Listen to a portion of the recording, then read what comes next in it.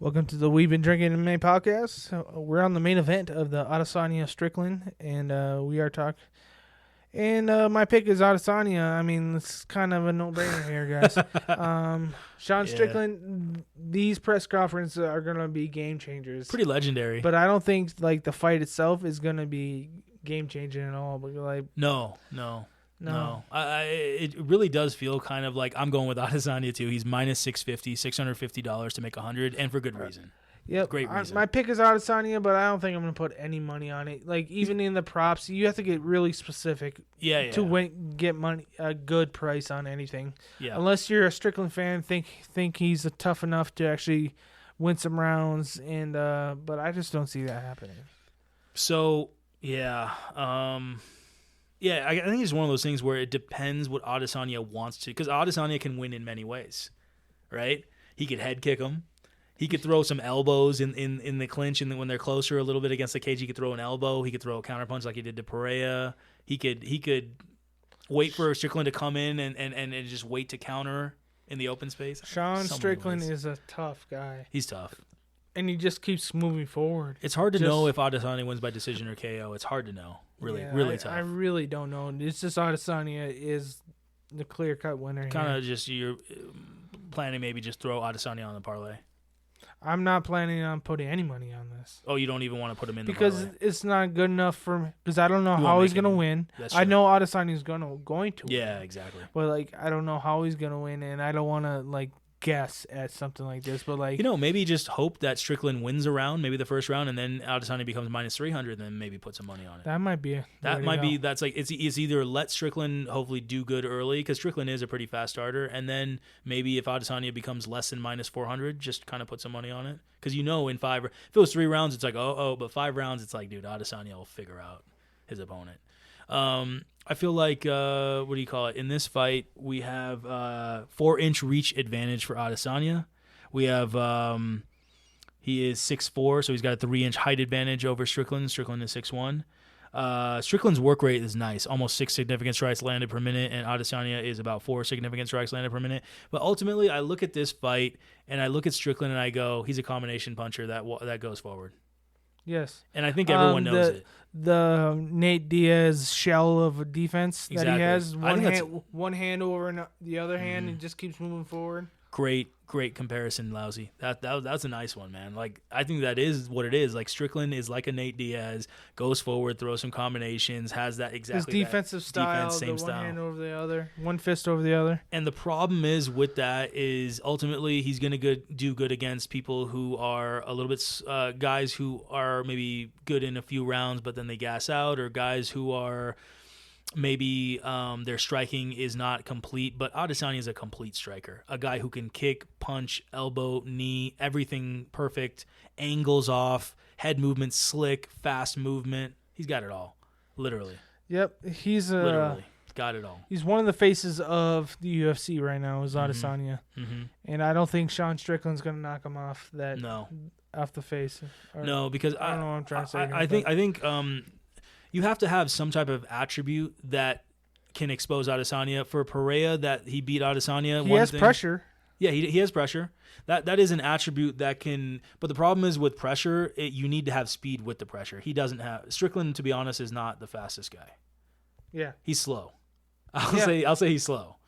What he has is just the guts to go forward. Toughness. Yes. He has a concrete chin. Yeah. And he just keeps moving forward. But if you look at, like, let's say the guy that beat Adesanya a few fights ago, Pereira is faster than Strickland. Pereira has non-telegraphed leg kicks that it's so hard to read when the kick is going to happen. So Adesanya was like, what's going on? So eventually Pereira in the 4th or 5th round, he kicked Adesanya's leg to the point where Adesanya tried to kick him back, and then Pereira checked it with the knee, and then Adesanya's basically foot kind of almost broke or whatever, and then he rolled backwards, right? So that's the way that Pereira kind of worked, was that he kept kicking Adesanya's legs, and eventually Adesanya tried to kick back, and his leg was kind of worn from Pereira's leg kicks, and then he got screwed.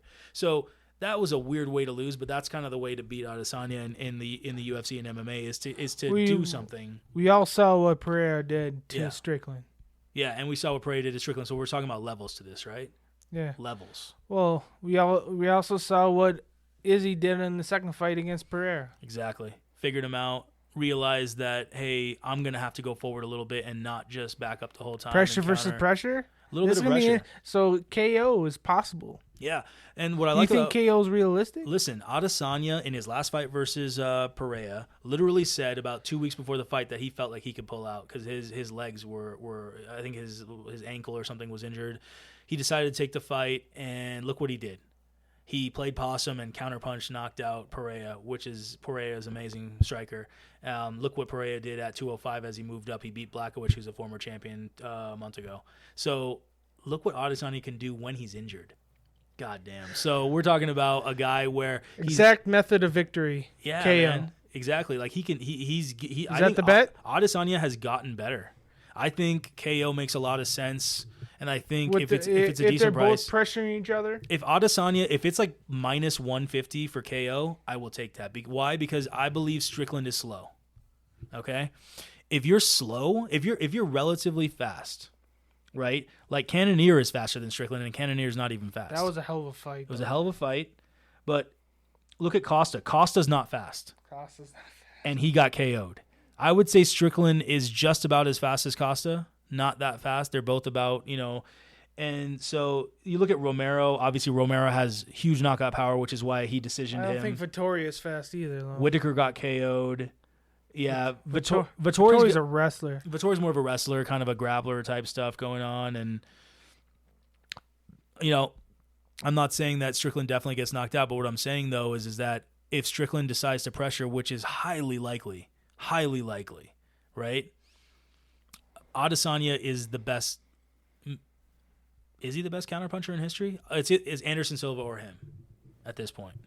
What he did. It's not far off, bro. It's either him or Anderson, right? Well, it's Izzy fought Anderson as he was a little bit older, but yeah. So you have to say it's Izzy or Adesanya who are the best counterpunchers in the UFC in the history. Yeah, I have to say. Look what they've done, and so. What he did in his last knockout with Pereira was amazing. Strickland is slow. He's going to come in with a combination of punches. Adesanya is great at reading punches.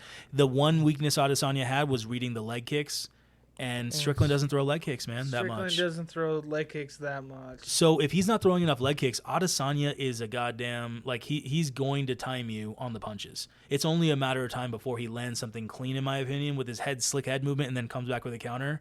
I think Adesanya by KO if it's about minus 150 or if you're getting plus money. If it's anything over... Small bet on it, if it's over minus 200, I'm not touching it. No, I don't want it. Yeah, at that point, I'm just like, it's close. So I'll get some decent money on that. If it's a good price, then maybe that. Other than that, I don't know. I'll throw Adesanya on the parlay just to add to it. For the win, though. I mean, I don't think there's any doubt. I mean, the puncher's always got a chance because UFC, you never know what these things. Yeah. And underdog might come through. You never know how hard this guy's training. You never know a mindset of people. Mm-hmm. Izzy might actually look past Strickland as this guy is nobody. Mm-hmm. He's not going to do anything to me. You never know what people are thinking. Yeah. If we're just going off of numbers and brass tacks here, I think Izzy steamrolls Sean Strickland. I know Pereira landed a lot of leg kicks on Strickland. Yeah. And Izzy will land a lot of leg kicks, on Strickland. So it's going to be, it's either Adesanya by decision or KO, obviously. No submission here, but I'm just thinking that, Strickland does take chances. Strickland does come forward, and Strickland... Pressure. Yeah. In your face. Strickland... He's gotten better, too, though, since the Pereira fight, definitely. It is. You're right. It's hard to say. I think I'm just going to put Adesanya on the parlay. Okay. Just put him on there because he's I can't see how he loses. He's too quick, too smart, head movement, counter punching. It's too good. Leg kicks. So, going with Adesanya, guys. Appreciate the listening. Thanks for listening. Like, subscribe, comment. Thank you.